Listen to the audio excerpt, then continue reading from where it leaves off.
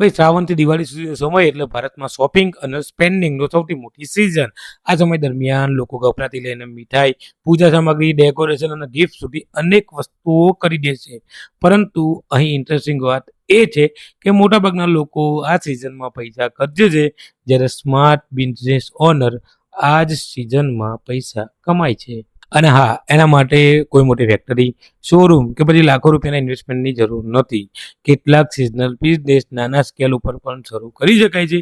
તો ભાઈ આજે હું તમને એવા 4 બિઝનેસ મોડલ બતાવીશ, જે શ્રાવણથી લઈને દિવાળી સુધી ડિમાન્ડમાં રહેવાના છે. અને ચોથો બિઝનેસ તમે ખાસ જોજો, કારણ કે એમાં રિટેલ કસ્ટમર કરતાં બલ્ક કોર્પોરેટ ઓર્ડર તમારે સૌથી વધુ પ્રોફિટ કરાવી શકે છે. તો ભાઈ ચલો શરૂઆત કરીએ. પહેલા નંબરનો બિઝનેસ છે એ designer and customize rakhi business. હવે તમે લોકો એવું કહેશો કે રાખડી તો દરેક માર્કેટમાં મળે છે, તો નવો બિઝનેસ આમાં ક્યાંથી આવશે? અહીં ઓપોર્ચ્યુનિટી છે ડિફરન્સિએશનમાં. દેખો ભાઈ, સામાન્ય રાખડી વેચવાના જગ્યાએ તમે અલગ કેટેગરીની રાખડી બનાવી શકો છો.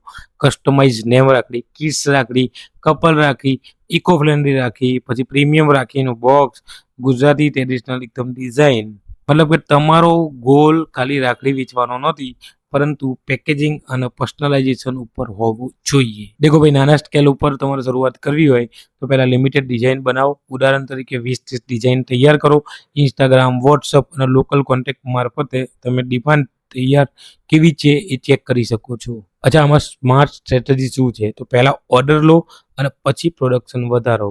કારણ કે સિઝનલ બિઝનેસમાં સૌથી મોટું જોખમ હોય છે એ જે ડિમાન્ડ આવે પહેલા આપણે સૌથી વધુ ઇન્વેન્ટરી કરી નાખીએ, જેમ પછી ડિમાન્ડ ના આવે તો નુકસાન થાય છે. અને એક ખાસ વાત, જો તમે ઓનલાઈન સેલિંગ કરવા માંગતા હોય તો પછી delivery charge, packaging, platform fee, આ બધા ખર્ચા તમારે ધ્યાનમાં રાખવાના રહેશે. એટલે સેલિંગ પ્રાઇસમાંથી સીધો પ્રોફિટ કાઢવો નહીં. રેવન્યુ અલગ હોય છે, એકચ્યુઅલ પ્રોફિટ અલગ હોય છે. અચ્છા, રાખીની સિઝન પતશે એટલે તરત જ સિઝન આવશે ગણેશ ચતુર્થીની. અહીંયા તમને બીજી ઓપોર્ચ્યુનિટી મળશે, ઇકો ફ્રેન્ડલી ગણેશજીની મૂર્તિ બનાવવાનો. આ બિઝનેસ થોડો સ્કિલ બેઝ છે. તમારા મૂર્તિનું મેકિંગ, ફિનિશિંગ, પેઇન્ટિંગ અથવા તો પેકેજિંગ શીખવું પડશે. તમે ના શીખો તો જે લોકો બનાવતા હોય એમની જોડેથી તમે લઈ શકો છો. ઘણા બધા લોકો એવું કરે જ છે. દેખો, અહીંયા પણ એક બહુ મોટી સ્ટ્રેટેજી છે. શરૂઆતમાં 100 મૂર્તિ બનાવવાની જરૂર નથી. પહેલાં તમે 5 થી 10 ડિઝાઇન સેમ્પલ તૈયાર કરો. પછી તમારી લોકલ સોસાયટી છે, એપાર્ટમેન્ટનું કોઈ ગ્રુપ હોય, વોટ્સઅપનું ગ્રુપ હોય, ઇન્સ્ટાગ્રામ હોય, લોકલ સ્ટોર, આ બધી જગ્યાએ તમે પહેલાં પ્રી ઓર્ડર લઈ શકો છો. ઇકો ફ્રેન્ડલી બનાવશો એટલે ઓર્ડર મળશે, થોડો ભાવ માપનો રાખો તો. અચ્છા, આ મોડલમાં તમે કસ્ટમરની પ્રિફરન્સ પ્રમાણે સાઇઝ, ડિઝાઇન અને બીજું કસ્ટમાઇઝેશન પણ આપી શકો છો. પરંતુ અહીંયા સૌથી મોટું રિસ્ક એ છે કે મૂર્તિનો બિઝનેસ છે, સિઝનલ બિઝનેસ છે, તેથી કદાચ ના વેચાયેલી વસ્તુ એ તમારી જોડે પડી રહી શકે છે.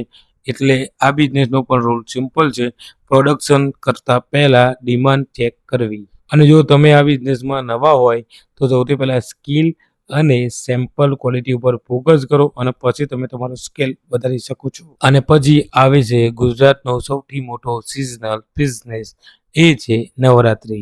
પરંતુ અહીં બિઝનેસ આઈડિયા થોડો અલગ છે. ચણિયા ચોળી વેચવાની નથી, આપણે આપવાની છે રેન્ટ ઉપર. આ મોડલની ખાસિયત એ છે કે એક જ ડ્રેસને સિઝન દરમિયાન એકથી વધારે કસ્ટમરને રેન્ટ ઉપર આપી શકાય છે.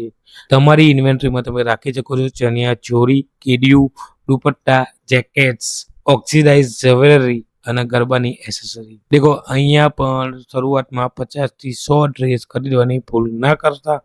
પહેલાં થોડા પોપ્યુલર ડિઝાઇનથી શરૂઆત કરજો, પછી બુકિંગ પેટર્ન જુઓ. જે ડિઝાઇન વધારે ડિમાન્ડમાં આવે એની ઇન્વેન્ટરી રાખો. અને રેન્ટલ બિઝનેસમાં એક હિડન કોડ છે, એ છે ક્લિનિંગ, રિપેર, ડેમેજ અને સ્ટોરેજ. આ બધું તમારી પ્રાઇઝિંગમાં ગણવાનું રહેશે. મતલબ કે ધારો કે કોઈ એક ડ્રેસ 600 રૂપિયામાં રેન્ટમાં જાય તો 600 રૂપિયા તમારો આખો પ્રોફિટ નથી. ક્લિનિંગ, મેન્ટેનન્સ, ડેમેજ અને બીજા બધા ખર્ચો કાઢો પછી તમને એક્ઝેક્ટ પ્રોફિટ મળે. પરંતુ સારી વાત એ છે કે જો ઇન્વેન્ટરી સારી રીતે મેનેજ થાય ને તો આ એક એસેટ છે. આગામી સિઝનમાં ફરીથી તમને કામ કરી શકે છે અને કમાણી આપી શકે છે. એ જ આ બિઝનેસનો સૌથી મોટો એડવાન્ટેજ છે ભાઈ. અને એના પછી આવે છે સૌથી scalable idea, festival gift hampers. Diwali આવવાની તૈયારી છે. એ દિવાળી દરમિયાન ગિફ્ટિંગનું ડિમાન્ડ ખૂબ વધી જાય છે અને અહીં ખાલી ઇન્ડિવિજ્યુઅલ કસ્ટમર નહીં પરંતુ કંપનીઓ પણ મોટા પાયે ગિફ્ટિંગ કરે છે. તો તમે ગિફ્ટ હેમ્પર બનાવી શકો છો. ડ્રાય ફ્રૂટ, ચોકલેટ, દીવા, candles, snacks, decorative item, customize corporate gift, આ બધી વસ્તુઓનો બિઝનેસ તમે કરી શકો છો. પરંતુ અહીંયા એક સ્માર્ટ બિઝનેસ મોડલ પણ છે. તમે રિટેલ કરતાં B2B ઉપર ફોકસ કરો. એક વ્યક્તિ પાસે ₹1000નો ઓર્ડર મેળવવા કરતાં કોઈ કંપની પાસે 50, 100 કે પછી 200 હેમ્પરના ઓર્ડર તમે મેળવો તો તમારો બિઝનેસ સ્કેલેબલ બની શકે છે. એની માટે તમારે તૈયારી પહેલેથી કરવાની રહેશે. તમે દિવાળી આવવાના અઠવાડિયા પહેલાં જો ચાલુ કરશો તો કામ નહીં થાય. થોડું વહેલા માર્કેટિંગ કરવાનું રહેશે. અહીંયા પણ ઇન્વેન્ટરી સ્માર્ટ રીતે મેનેજ કરવાની રહેશે. મારા હિસાબે તમારે 3 કેટેગરી બનાવવાની રહેશે. સૌથી પહેલાં એક બેઝિક જે 799ની વસ્તુ હોય, પછી પ્રીમિયમ જે 999ની હોય અને કોર્પોરેટ આઇટમ જે 1499ની હોય છે. ઘણા બધા લોકો વેચે છે અને લોકો ખરીદે પણ છે. દેખો આ એક્ઝામ્પલ ખાલી પ્રાઇઝિંગનું છે. તમારા એરિયામાં દરેક અલગ અલગ રીતે પ્રાઇઝિંગ હોઈ શકે છે. તમારું પ્રોડક્ટ કોસ્ટ, પેકેજિંગ, ડિલિવરી અને ટાર્ગેટ કસ્ટમર પ્રમાણે તમારે એકચ્યુઅલ પ્રાઇસ નક્કી કરવાની. દેખો આ બિઝનેસમાં સૌથી મોટી ભૂલ એ થાય છે કે તમે કેપેસિટી કરતાં વધારે ઓર્ડર લઈ લો. જો એક દિવસમાં તમે 50 ગિફ્ટ હેમ્પર બનાવી શકતા હોય, એક સાથે 500 ઓર્ડર લઈ લો તો પછી ડિલિવરીમાં પણ પ્રોબ્લેમ ક્રિએટ થાય છે. આ બધા બિઝનેસમાં તમારો બિઝનેસ ઓર્ડર મેળવવો મહત્વનો છે અને સાથે સાથે બિઝનેસના ઓર્ડરને ટાઈમલી ડિલિવર કરવો એ એનાથી વધુ મહત્વનું છે. તો આ ચારેય બિઝનેસ તમે હવે દિવાળીની સિઝન આવી રહી છે અને કરી શકો છો. આ ચારેય બિઝનેસમાંથી શું શીખવા જેવું છે ખબર છે? આ ચારેય બિઝનેસમાં એક કોમન ફોર્મ્યુલા છે. Demand plus timing plus low inventory risk plus fast execution. જે રાખડી છે એના માટે ડિમાન્ડ થોડા સમય માટે વધે છે. ગણેશજીની મૂર્તિ માટેની સિઝન એકદમ ફિક્સ છે. ગરબાનું જે રેન્ટલ છે બિઝનેસ એ ખાલી નવરાત્રિના 9-10 દિવસ માટે જ છે અને દિવાળીમાં તમારા ગિફ્ટિંગનો ડિમાન્ડ જબરજસ્ત આવી શકે છે. મતલબ કે સિઝનલ બિઝનેસમાં સૌથી મહત્વની વસ્તુ માત્ર પ્રોડક્ટ નથી પરંતુ ટાઈમિંગ છે. માટે મેં તમને પહેલાં પણ કીધું, સિઝન શરૂ થયા પછી બિઝનેસ વિશે વિચારશો તો કદાચ મોડું થઈ શકશે. પરંતુ સિઝન પહેલાં તમે product, sample, pricing, marketing, pre order અને ડિલિવરી આ બધી તમે ચેન વ્યવસ્થિત તૈયાર કરી નાખો તો તમારું કામ 100% થઈ શકશે. અને હા, સૌથી ઇમ્પોર્ટન્ટ સ્ટ્રેટેજી, જો તમારી પાસે ₹10,000 છે તો આખા 10,000નો માલ એકસાથે નહીં ખરીદવાનો. સૌથી પહેલાં થોડું ઇન્વેસ્ટમેન્ટ કરો, સેમ્પલ બનાવો, માર્કેટનો રિસ્પોન્સ જુઓ, પ્રી ઓર્ડર લો અને જ્યાં તમને ડિમાન્ડ દેખાય ત્યાં તમે ઇન્વેન્ટરી વધારો. આ એપ્રોચ તમને પૈસા લગાવીને કસ્ટમર શોધવા એના કરતાં વધારે સેફ બનાવે છે.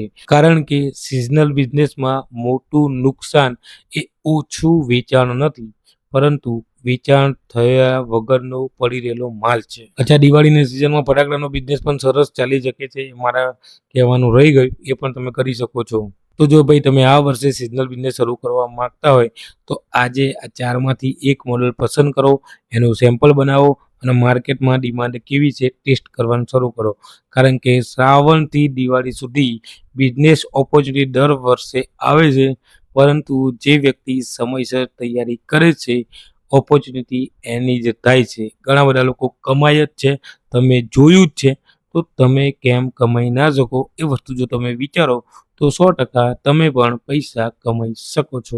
This is all about 4 business idea during this festival season. તમારે ચાલુ કરવો હોય તો તમે ચાલુ કરી શકો છો. 10,000થી અંદરના બજેટમાં આ બિઝનેસ તમે ચાલુ કરી શકો છો. હજુ પણ તમારા મનમાં કંઈ ડાઉટ હોય તો તમે કોમેન્ટ કરીને પૂછી શકો છો. I will try my best to give you an answers. That's all for today's video. Video પસંદ આવે તો ભાઈ લાઈક જરૂર કરી જાઓ. ફરીથી મળીશું નવા કોઈક વિડીયો સાથે. જય હિન્દ, જય જય ગરવી ગુજરાત.